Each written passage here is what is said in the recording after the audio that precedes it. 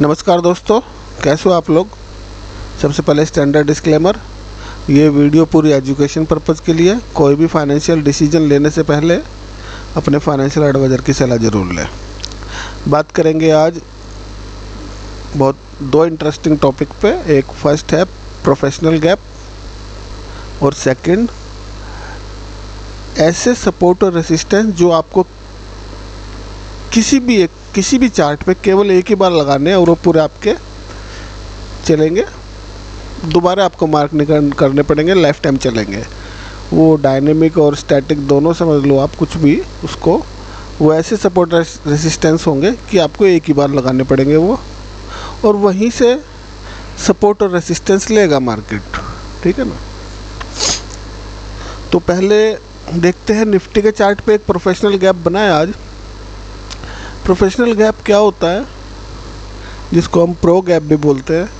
Pro gap हमें मिलना चाहिए किसी भी बॉटम या टॉप पे, एक्सट्रीम पॉइंट पे, ठीक है। इससे पहले हमने सीखा था एक वीडियो में एग्जॉक्शन गैप के बारे में, ठीक है ना। वो भी टॉप और बॉटम पे ही बनता है, ठीक है।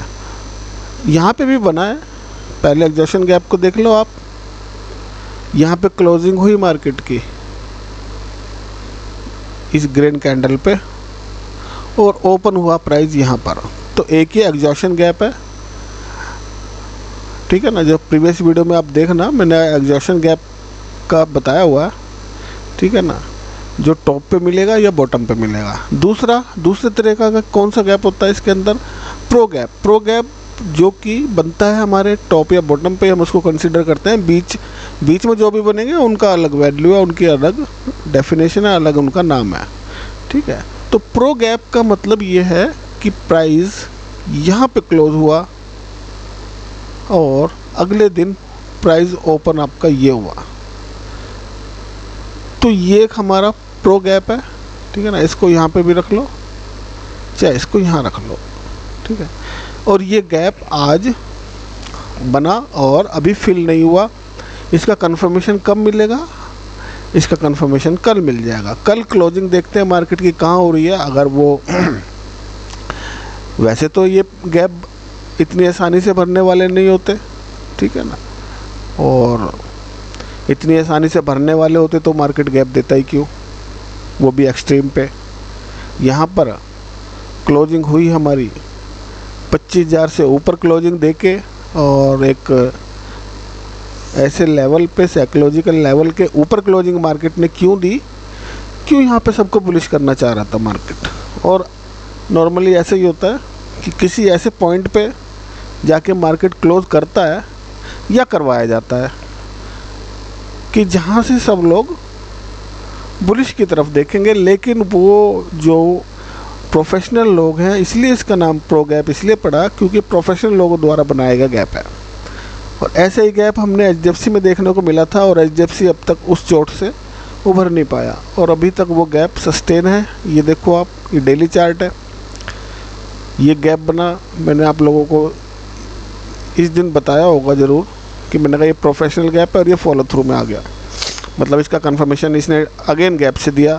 तो सबसे पहले तो सबसे बड़ा हर्डल HDFC के सामने ये सेकंड वाला गैप ही है। इसको कहीं जाके भरेगा और फिर सेकंड वाला गैप भरेगा। इन ऐसे गैपों को भरने में बहुत टाइम लगता है, हार्डली 3 महीने 6 महीने लग जाते हैं जहाँ तक देखा गया भरने के लिए। चाहिए कल ही जाके इसको टॉप पर क्लोज कर दे, लेकिन ऐसे गैप बनते ही इसलिए कि फॉल आए। और हाथ के हाथ HDFC को देखें, यहाँ से ये घूम क्यों रहा है। ये इसका जोन लगाया हुआ है, थोड़ा सा इसे डार्क कर दे, थोड़ा सा डार्क करके देखते हैं कि ये यहाँ से क्यों घूमा। ये इसलिए यहाँ पे जोन लगाया हुआ कि ये इसका एक तरह से रिवर्सल पॉइंट है, इसलिए मैंने लगाया हुआ था यहाँ पर। उसका आपको मैं फीबो लगा के दिखाता हूँ। ये 0.5 से 0.6 का एरिया, ये इसका एरिया आ रहा है।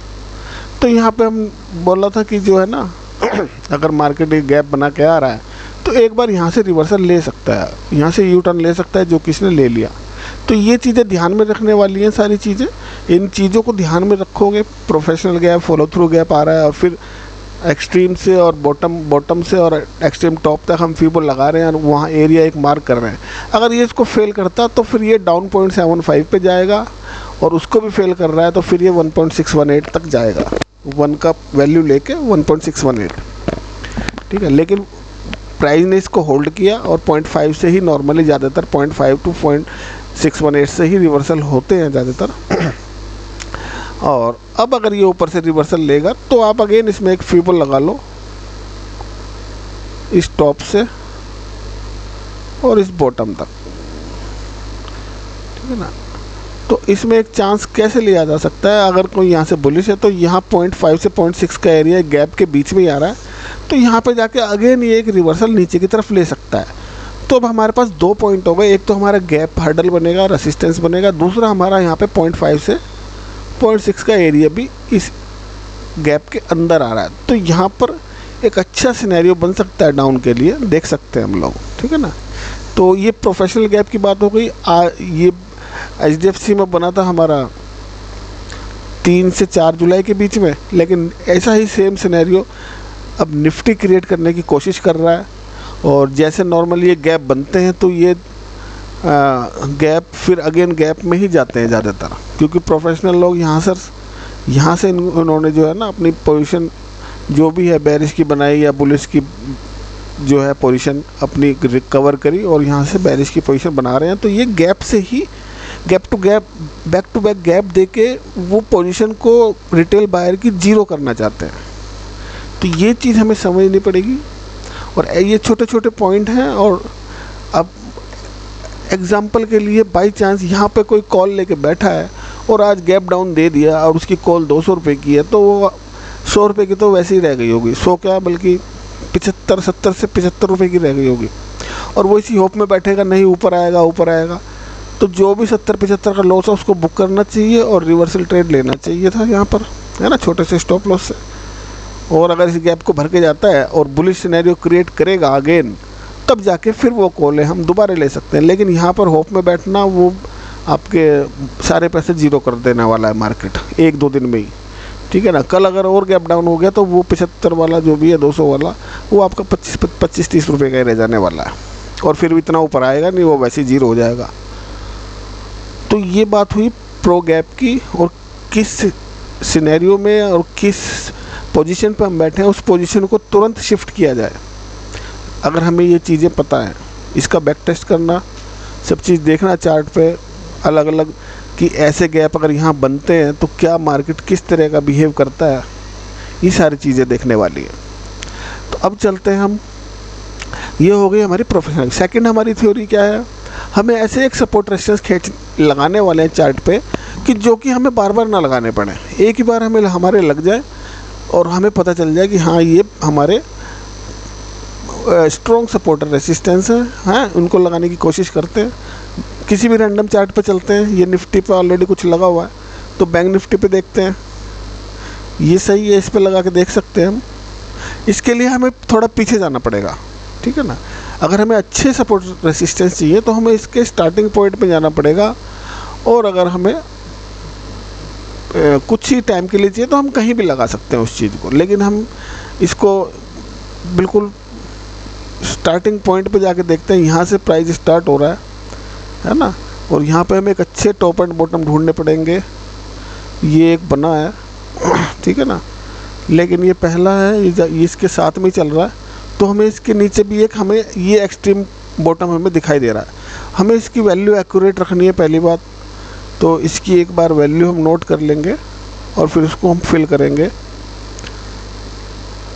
पहले मैं नॉर्मली लगा देता हूँ, फिर उसको वैल्यू को यहाँ से टॉप एंड बॉटम मुझे दिखने चाहिए।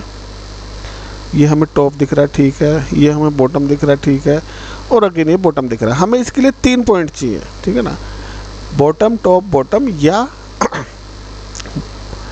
टॉप बॉटम टॉप, ठीक है।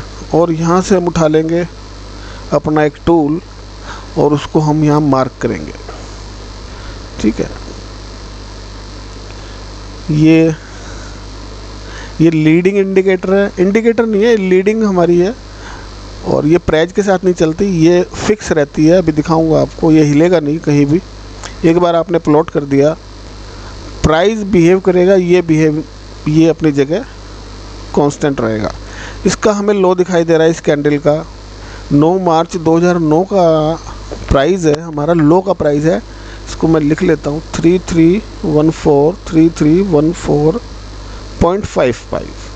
इसको हम अपने इस टूल के अंदर थोड़ा, अगर हमें एक्यूरेट ही लगाने, एक बार ही लगा के छोड़ देना तो उसको बिल्कुल एक्यूरेट भर दें एक बार। तो हमारी वैल्यू थी, सेकंड थ्योरी हमारी है प्रो गैप के बारे में आप समझ गए। अब सेकंड हम इसमें लगाने वाले हैं ऐसे सपोर्ट एंड रेसिस्टेंस जो हमें चार्ट पे केवल एक ही बार लगाने पड़े। सॉरी, बीच में थोड़ा वीडियो पॉज हो गया था, मुझे पता नहीं चला कहाँ पे पॉज हुआ, तो मैं ये टॉपिक दोबारा से आपको समझा रहा हूँ। प्रो गैप के बारे में हमने बात कर ली। अब सेकंड टॉपिक हमारा जो चल रहा है वो है हमारा ऐसे सपोर्ट एंड रेसिस्टेंस जो हमें चार्ट पे केवल एक ही बार प्लॉट करना है और उससे हमें आगे आने वाले सारे सपोर्ट और रेसिस्टेंस हमें मिल जाए। वो काफ़ी अच्छे टॉप एंड बॉटम भी हमें मिल सकते हैं उससे। तो चलते हैं सीधा किसी, ये तो निफ्टी पे ऑलरेडी लगा हुआ, मैं चलता हूँ बैंक निफ्टी के चार्ट पे और यहाँ पे लगाने की कोशिश करेंगे। उसके लिए हमें चाहिए क्या, हम स्टार्टिंग में जाएंगे, मतलब कि प्राइस जहाँ से बैंक निफ्टी शुरुआत में कहाँ टॉप एंड बॉटम लगाए वहाँ पे चलना पड़ेगा हमको एक बार। और ये डेली चार्ट है तो ये हमारा स्टार्टिंग पॉइंट आ गया, स्टार्टिंग पॉइंट आया और ये एक हमें टॉप दिख रहा है, लेकिन हमें बॉटम चाहिए। बॉटम हमें यहाँ दिख रहा है तो हमें यहाँ पर अपना इसको लगाने के लिए हमें 3 चीज़ें चाहिए, एक बॉटम, टॉप, बॉटम, और सेकंड ये हो गया हमारा बुलिश, और बेरिश के लिए हमें चाहिए टॉप, बॉटम, टॉप। तो अभी हमें बुलिश लगाना है क्योंकि प्राइस यहाँ से ऊपर ही जा रहा है, तो हम अपना टूल लगा रहे हैं और इसको हम एक बॉटम, एक टॉप और एक बॉटम पे लगाएंगे। और इसको अच्छा करने के लिए थोड़ा इसकी वैल्यू को हम एक्यूरेट करेंगे। वैल्यू एक्यूरेट होगी तो आगे हमें दिक्कत नहीं होगी इसमें लगाने में, देखने में कि सपोर्ट या रेसिस्टेंस जो भी आ रहा है उसकी वैल्यू एक्यूरेट होनी चाहिए। ये हमारी कैंडल है 9 मार्च 2009 की और इसका लो आ रहा है 3314.55, 3314.55। इसको हम अपने इसमें 314.55, ये हमने एक बॉटम की वैल्यू एक्यूरेट कर ली। अब हम चलते हैं जो हमारा फर्स्ट टॉप आया था उसकी वैल्यू एक्यूरेट करने की बारी आ गई। एक ही बार आपको ये मेहनत करनी पड़ेगी और फिर आपके ये चार्ट पे प्लॉट हो जाएगा। ये हाई है हमारा 5 नवंबर 2010 और वैल्यू है इसकी, लिख लेता हूँ वैल्यू, हाई 13,303.60, 13,303 रुपये 60 पैसे। ठीक है, इसको यहाँ पे लाएंगे और यहाँ इसको हम फिल करेंगे 13,303.60। ठीक है, हमारी सेकंड वैल्यू टॉप की लग चुकी है। अब थर्ड वैल्यू हमारी रह गई एक्सट्रीम बॉटम वाली, और फिर इसका हम देखेंगे कि ये कैसे बिहेव करता है। हाँ, एक्सट्रीम बॉटम है हमारा 7766.35, ये हम अगेन इसके अंदर फिल कर देंगे। 7, ये बार बार वीडियो पॉज हो रहा है और मुझे पता नहीं चलता पॉज हो कहाँ से रहा है। कोई बात नहीं, अभी आपने देखा होगा, ये हमने लगा लिया, शायद ये आप देख लिया होगा आपने। इसके बाद ये अच्छा खासा रेसिस्टेंस भी ले रहा है और आपको बुरा तो लगेगा कि मैं दोबारा दिखा रहा हूँ, लेकिन मुझे पता नहीं है कि आप देख चुके हो या नहीं, इसलिए मैं दोबारा दिखा रहा हूँ। कोई बात नहीं, वीडियो। तो हमने क्या देखा कि ये जो हमने लगाया ये मीडियन लाइन पे ही रेस्पेक्ट किया और वहीं से प्राइस नीचे आ रहा है। ठीक है, जो मीडियन लाइन जो होती है इसकी बहुत इंपॉर्टेंट होती है। अभी हमें और देखने वाले हैं क्योंकि ये प्राइस अभी जो है हमने जो लगाया, ये प्राइस ये ज़्यादा ऊपर है, इसको हमें नीचे कैसे करना है है ना, क्योंकि प्राइस नीचे भी ज़्यादा रेस्पेक्ट कर रहा है। तो इसको करने के लिए हम, क्योंकि इस जो हमने पिचफोर्क लगाया इसके अंदर प्राइस काफ़ी हद तक सपोर्ट रेजिस्टेंस को रेस्पेक्ट कर रहा है, तो इसका मतलब जो ये हमने लगाया लो लो हाई लो, ये हमारे काफ़ी हद तक 80% 90% काम कर रहे हैं। तो अब हम इसी को आगे, मतलब हमने एक बार ये फाइनल लगा लिया, अब इसी को आगे हम एक्सटेंड करेंगे। कैसे करेंगे? इसी की हम कॉपी कर लेंगे और इसी को ड्रैग करेंगे। देखो ये इसके इक्विवेलेंट हो गया, बराबर हो गया। तो इसी को धीरे धीरे लाके और बिल्कुल हमें बॉटम पे इसको इसकी लाइन के साथ इसको मैच कर देना है। ये हो गया, ठीक है ना। अब जब हमने इसको कॉपी करके लगाया तो अब हमने क्या देखा कि इसका जो प्राइस आ रहा है फिर मीडियन लाइन से, और मतलब हर लाइन इसकी अपने आप में एक अच्छी रेंज या सपोर्ट रेजिस्टेंस बनाती है। इसके बाद यहाँ भी ये रेस्पेक्ट किया, ऊपर भी रेस्पेक्ट किया। इसको थोड़ा बड़ा करेंगे तो आपको लगेगा कि हाँ कितना अच्छा काम कर रहा है। वैसे आप इसको लगा नहीं पाओगे, मतलब कोई वैसे सपोर्ट रेजिस्टेंस लगाओगे तो लग नहीं पाएगा, लेकिन हमें पता है कि हमारा ये टूल काफ़ी बढ़िया काम कर रहा है यहाँ पर, ठीक है। मीडियन लाइन पे आया, बॉटम पे गया, फिर नीचे आया, फिर ऊपर, इसी लाइन से रेस्पेक्ट कर रहा है और इसी लाइन से नीचे आ गया, फिर इसी लाइन से करके इसको ब्रेकआउट दिया, फिर नेक्स्ट लाइन पे चला गया। तो इसको आपको समझना पड़ेगा, ठीक है ना, कहाँ से ये कैसे वर्क करता है और कैसे कैसे। अभी इसमें और लगाना है क्योंकि अभी हमारा पूरा चार्ट भरा नहीं है, ठीक है ना। अभी प्राइस और नीचे गया, इसके बाद नीचे और गया, तो देखते हैं क्या ये हमारे जो हमने ये लगाया टूल, ये वर्क आगे भी सही करेगा या नहीं फ्यूचर में। तो अब हमने तीसरा इसी की कॉपी की है और फिर इसको धीरे धीरे ड्रैग करके, ये देखो इसकी सेम लाइनिंग जो ओवरलैपिंग है बिल्कुल सही आ रही है, मतलब हिला नहीं है ये बिल्कुल भी। कई बार ये हिल जाता है ना, थोड़ा आगे पीछे करेंगे तो हिल जाएगा। अब हमने फिर इसको ये लगा दिया।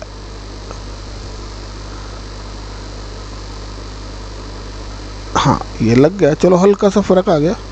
अब थोड़ा आगे जाके देखना पड़ेगा कि ये अब इसकी जो हमारी सपोर्ट रेजिस्टेंस की लाइन है ये ठीक वर्क कर रही है नहीं कर रही।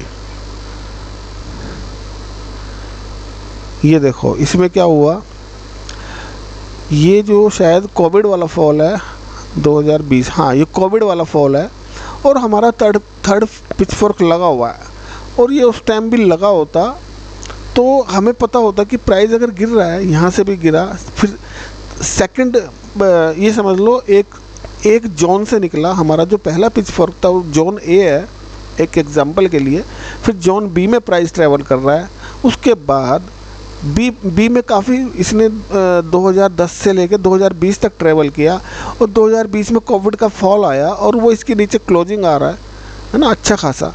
तो यानी कि वो थर्ड में प्ले करना चाह रहा है। अब वो थर्ड के अंदर आ गया और थर्ड में इसने इसकी बॉटम लाइन से ही सपोर्ट लिया और वहीं से प्राइस ऊपर जा रहा है। फिर मीडियन लाइन पे काफ़ी दिन गुजारने के बाद उसको फिर एक्सटेंड करके फिर ये सेकंड पिचफोर्क में घुस गया, ठीक है ना। फिर यहाँ पे फिर मीडियन लाइन इसको मिली, फिर उसको फिर पुल बैक ले रहा है ये और फिर ऊपर जा रहा है। तो ये अब हमारे 3 फाइनल हो गए, 3 लगाए हमने।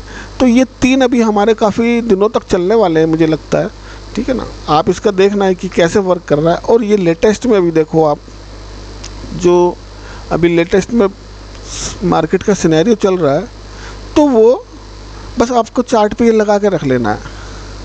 अभी ये यहीं से इसने इस लाइन के ऊपर क्लोजिंग, मैंने एक्यूरेट इसलिए लगाया कि मुझे ये देखना था कि क्लोजिंग कहाँ आती है कभी किसी सिनेरियो में। हालांकि क्लोजिंग अगर ऊपर आ भी जाती तो कोई फ़र्क नहीं पड़ता, क्योंकि कई बार ऊपर से क्लोजिंग देके नीचे आ जाता है ना। तो अब इसने लेकिन हालांकि क्लोजिंग नहीं दी है और दे भी दी होगी हल्की, तो वो हमें चाहिए अच्छी खासी क्लोजिंग और उसके ऊपर सस्टेन करना चाहिए, ठीक है। तो ये हम सोचेंगे कि हमारी अब ये जो मीडियन लाइन है इसको ये ब्रेक करके ऊपर बैठ गया और ऊपर ये अब कहाँ जाएगा, इस थर्ड लाइन पर जाने की कोशिश करेगा। और फिर और अगर बुलिश होगा तो फोर्थ लाइन पे जाने की कोशिश करेगा, और इसके बाद और बुलिश होगा तो हमें इस लाइन को और बढ़ा लेना है बस, और कुछ नहीं करना, ठीक है ना। अब आप समझ गए होंगे कि मैंने आपको मेरा जो समझाने का वो है वो आप समझ गए होंगे। तो ये हम एक बार लगा लेंगे, फिर हमें और कोई मेरे हिसाब से तो कोई सपोर्ट रेसिस्टेंस लगाने की ज़रूरत नहीं होगी। अगर जो ये आप किसी भी स्टॉक में लगा सकते हो, पोजिशनल वालों के लिए बहुत बढ़िया है, ठीक है। अब देखो ये वाला ये वाला सीन देखो, ये आया और प्राइस इस लेवल के ऊपर से ही, मतलब इस लेवल को क्रॉस ही नहीं कर पाया और यहीं से ऊपर जा रहा है, क्योंकि प्रीवियस इसी लाइन को अच्छा खासा सपोर्ट मिल रहा था। तो जो थर्ड बार अगर आ रहा है यहाँ पर, तो यहीं पे सपोर्ट मिल रहा है। तो होपफुली आप ये चीज़ समझ गए होंगे। आप किसी और चार्ट पे भी लगा के देख सकते हैं। अब हम बात करेंगे डेली रूटीन वीडियो की, जो कि हम बनाते हैं, उसके बारे में देखते हैं कि निफ्टी बैंक निफ्टी क्या कर रहे हैं और स्टॉक। चलते हैं निफ्टी के डेली चार्ट पे ही, हम निफ्टी के चार्ट पे चल रहे हैं। और इसका मैंने आपको अभी समझाया ये प्रो गैप का, तो इसमें आप देखना कि प्रो गैप मिल रहा है और फॉलो थ्रू मिल रहा है, तो फिर प्राइस नीचे कहाँ तक जाएगा उसके लिए आप, अब ये जो हमारा टाइम जोन है ये हमारा ख़त्म हो गया, मान लो 1-2 दिन में ख़त्म हो जाएगा तो नया बनेगा। तो अभी हम देखना चाह रहे हैं फ़िलहाल कि अगर प्राइस नीचे आ रहा है तो वो कहाँ तक अभी फ़िलहाल आ सकता है। तो 0.5 से 0.6 का एरिया हमारा टाइम जोन का ही आ रहा है। तो अभी तो प्राइस अगर अच्छा नीचे आना चाह रहा है तो वो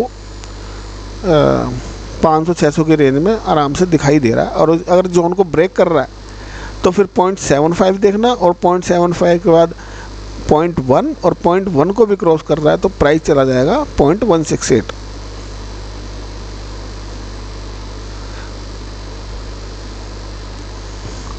ये इस पे 23,400 के आसपास इसका 0.1618 है, और 1.618 है, ठीक है।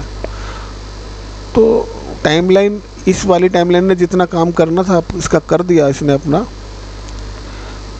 600 से और 470 पॉइंट के आसपास मिले इससे, इस टाइम जोन से, ठीक है। और सेकंड बात, 2 दिन से मैं कुछ किसी काम में बिज़ी था तो कोई अपडेट मैं टेलीग्राम पे नहीं कर पाया, और हालांकि मैं ज़्यादा अपडेट करता नहीं हूँ लेकिन फिर भी कर नहीं पाया, और ये लाइव क्लास भी नहीं मैं ले पाया। ये मैंने अभी स्टार्ट किया।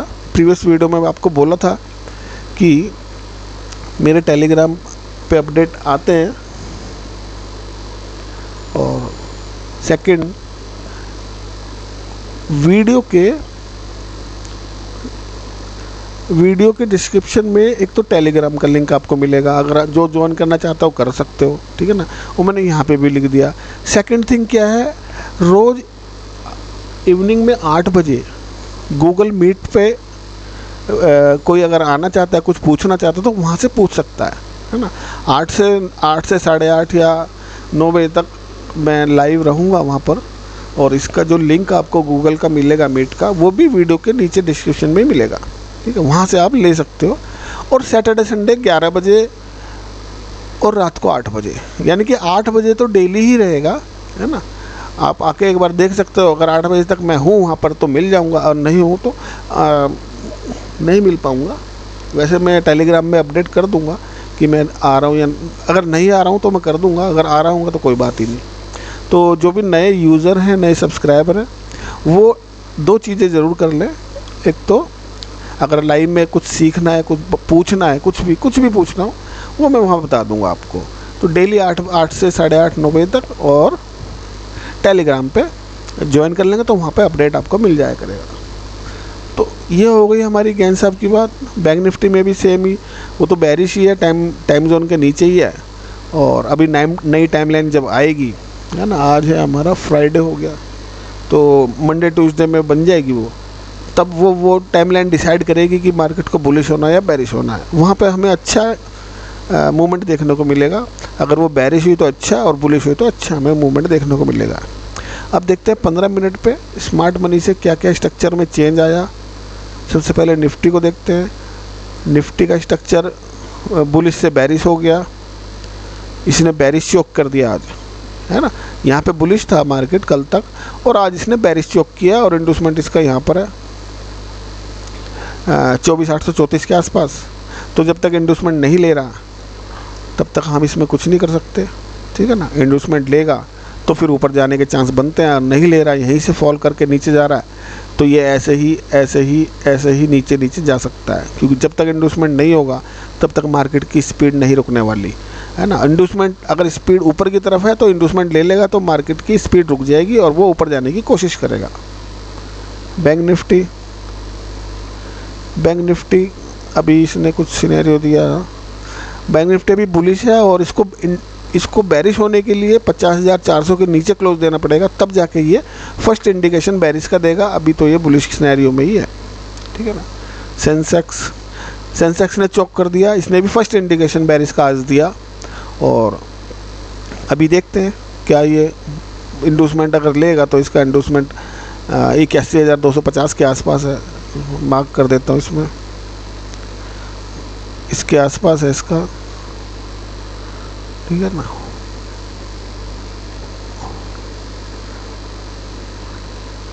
फिर निफ्टी बुलिश है और इसका रेंज अभी नीचे है। इसका हमें पता कैसे चलेगा, 22,870 के नीचे क्लोजिंग होगी तब जाके ये इंडिकेशन बेरिश का देगा। अभी ये अपने स्ट्रक्चर के बीच में ही चल रहा है, अभी ये यहीं पे घूम रहा है। मिड कैप ने चोक किया, आज ही किया नहीं, सॉरी 1 अगस्त को इसने चोक किया और चोक के बाद अभी तक इसने इंडूसमेंट नहीं लिया है।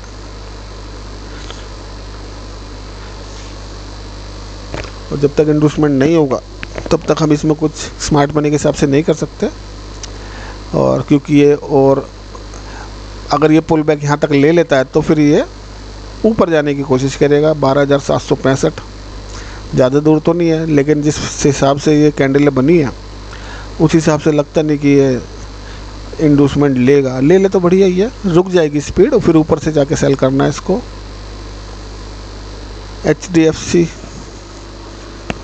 HDFC ने बुलिश चोक किया आज। सारी मार्केट बेरिश है, लेकिन HDFC बैंक ने आज बुलिश कह रहा है कि मैं बुलिश होना चाहता हूँ। हो जाओ भैया, हम तो चाहते हैं मार्केट बुलिश ही रहे हमेशा। तो HDFC ने चोक किया बुलिश आज और इसका इंडूसमेंट पेंडिंग है। इंडूसमेंट की चिंता मत करो, ये ऊपर जा सकता है। अगर इंडूसमेंट लेता है तो फिर मार्केट रुक जाता है और नीचे यहाँ पे आने की कोशिश करता है और यहाँ से फिर ऊपर जाने की कोशिश करेगा। कोटक बेरिश है और अभी इंटरनल स्ट्रक्चर में ही चल रहा है ये, ठीक है। इसको अगर यहाँ मिलेगा तो नीचे करेंगे इसको। रिलायंस भी बेरिश है, ठीक है। और देखो इस पे भी शायद मैंने लगाया हुआ है और यहीं पे अभी ये थोड़ा सपोर्ट ले रहा है। मारुति बुलिश है और 15 मिनट के चार्ट पे तो बुलिश दिखाई दे रहा है और इसको यहाँ से बाय करेंगे चौक के लेवल से 12,250 के आसपास से, नहीं 12,340 के आसपास से, ठीक है। लेकिन डेली पे अगर इसे देखें, एक बार इसका डेली का सिनेरियो देखते हैं।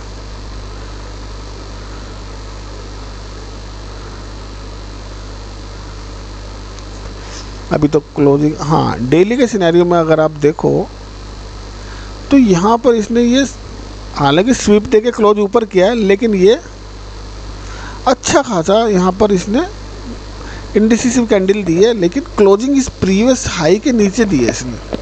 ये जो ग्रीन कैंडल है ना 31 जुलाई की और जो ये 1 अगस्त की कैंडल बनी है, इसके हाई को क्रॉस तो किया मार्केट ने, यानी कि स्वीप ले लिया सारा और क्लोजिंग इसके नीचे दे दी।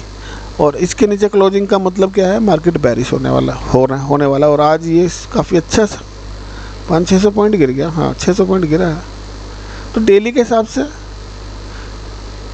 स्वीप मिला है तो नीचे जा सकता है। नीचे का पॉइंट इसका ये है, तो यहाँ से इसे बाय करना है। लेकिन जब नीचे आएगा कोई बाय नहीं करेगा इसको। भारती एयरटेल बुलिश है और अभी वहीं घूम रहा है ये। सन फार्मा बुलिश है और इंडूसमेंट हुआ और यहीं से एक्सट्रीम पे आके ऊपर भी चला गया। टीसीएस बुलिश है, एक्सट्रीम पे खड़ा है, ठीक है ना। और यहाँ पर छोटा स्टॉप लॉस से ट्राई किया जा सकता है, जाएगा तो छोटा जाएगा, नहीं तो पुल बैक रिवर्सल आया तो पूरा 4,400 क्या है ये वैल्यू, 4400 के आसपास ही मान लेते हैं। 100 पॉइंट ही गिरा, एक्सट्रीम पे आया और एक्सट्रीम के नीचे क्लोजिंग नहीं मिली। कल पता चल जाएगा इसका क्या करने वाला है ये।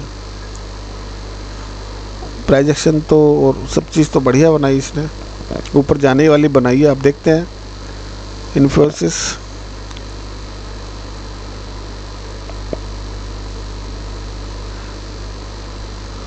इन्फोसिस बुलिश है और इसने यहाँ पे भी एक डिसीजनल पीआई को डिनाई किया, तो ये यहाँ तक आएगा। यहाँ पे एक बार ट्राई किया जा सकता है ऊपर के लिए। इसको इसने डिनाई किया, रेस्पेक्ट किया, लेकिन नहीं इसको कर पाया ये होल्ड डिसीजनल पीआई को।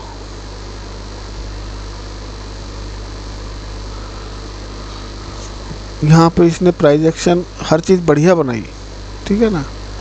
और स्मार्ट मनी के हिसाब से हम इसको कैसे बाय करते, यहाँ 15 मिनट पर तो नहीं बन रहा, 5 मिनट पर देखते हैं एक बार इसको जाके। यहाँ टैप किया है और इसको लिया नहीं लिया इसने अब तक, इसको तो लिया, ठीक है, ओके। इसके बाद हमें क्या देखना है,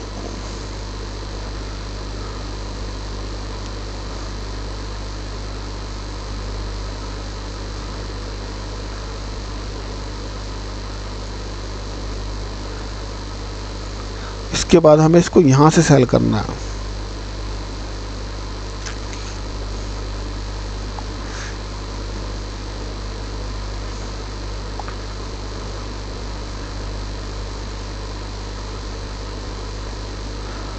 ये इसका सेलिंग एरिया, नहीं सॉरी, हम अभी बुलिश देख रहे थे ना, तो सॉरी गलत हो गया। ये टॉप ले लिया और इसके बाद हम इसको बाय कहाँ से कर सकते थे, जोन तो सारे मिटिगेट हो गए।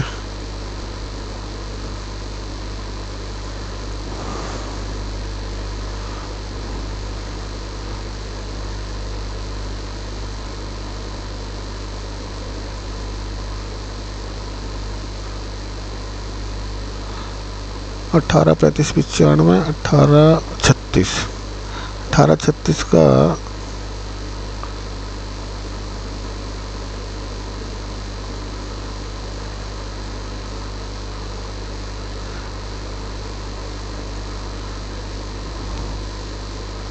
और छोटे टाइम फ्रेम पे जाना पड़ेगा। यहाँ पे क्लियर नहीं कुछ पता चल रहा।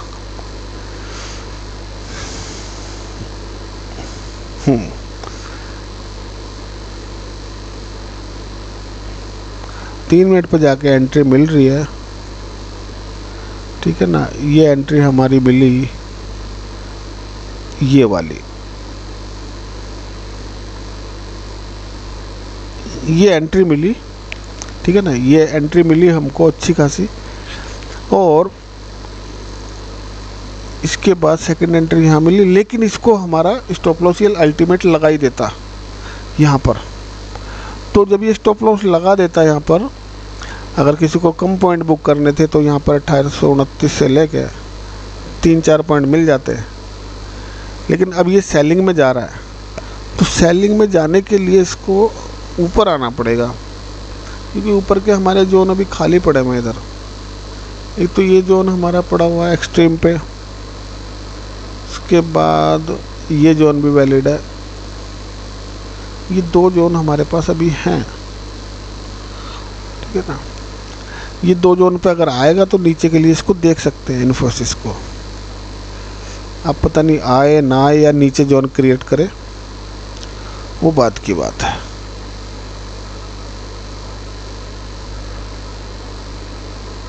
एक्सट्रीम पे लेने का ये फ़ायदा है, वहाँ पे स्टॉप लॉस हमारा छोटा होता है। तो काफ़ी लंबी वीडियो हो गई शायद, तो होपफुली आपको समझ आया होगा। जो भी नए सब्सक्राइबर हैं, अपना जाके टेलीग्राम का ज्वाइन करना चाहते हैं तो कर सकते हैं, कोई बाउंडेशन नहीं है उसमें। मैंने यहाँ लिखा हुआ है, सब चीज़ लिखी हुई है। टेलीग्राम का लिंक हमारे वीडियो में मिलेगा आपको, गूगल मीट का भी वहाँ मिलेगा, टाइमिंग यहाँ लिख दी है, ठीक है ना। किसी को भी कोई क्वेरी है वहाँ जाके पूछ सकते हैं आप। मिलते हैं नेक्स्ट वीडियो में। थैंक यू दोस्तों।